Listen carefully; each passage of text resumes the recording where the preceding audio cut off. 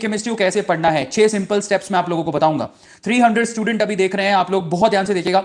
लेकिन मैं सबसे पहले एक बात बोलना चाहूंगा आपको। 2 काम अभी इस सेशन में जो 6 पॉइंट बताने से पहले करने हैं। पहला तो आप एक कॉपी और पेन ले लो, क्योंकि आपको वो सब चीजें लिखनी है।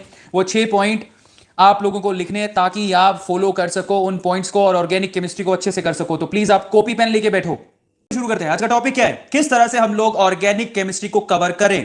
Tip number 1, are you guys ready? Tip number 1, पहली टिप, सबसे पहले आप लोगों को क्या करना है, आप लोगों को ऑर्गेनिक केमिस्ट्री का जो भी सिलेबस है, चाहे जेई के बच्चे देख रहे हैं चाहे नीट के, एनटीए की साइट पे जाओ, ऑर्गेनिक केमिस्ट्री का सिलेबस डाउनलोड करो।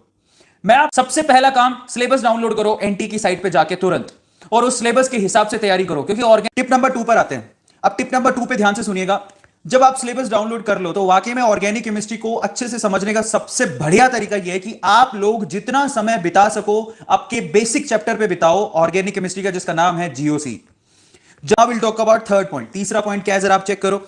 जैसे ही हम लोग अपने बेसिक चैप्टर कर लेते हैं, 12th के पोर्शन पे जाते हैं। 12th के पोर्शन में आपका जो सबसे पहला टॉपिक होता है वो कौन सा होता है? Hello alkene, hello arene. और वाकई में चैप्टर बहुत इंपॉर्टेंट है, जो कि बहुत इंपॉर्टेंट है।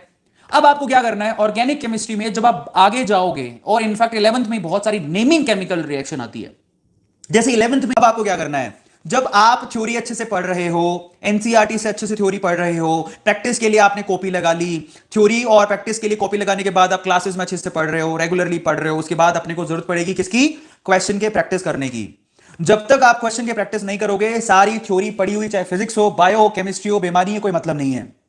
इस केस में क्या करोगे? तो ये टिप नंबर 5 है कि आप जब भी क्वेश्चन सोल्व करो तो आप लोगों को ध्यान रखना है कि आपको क्या करना है, NCERT then last previous year के क्वेश्चंस देन ओपी टंडन निकाल लो।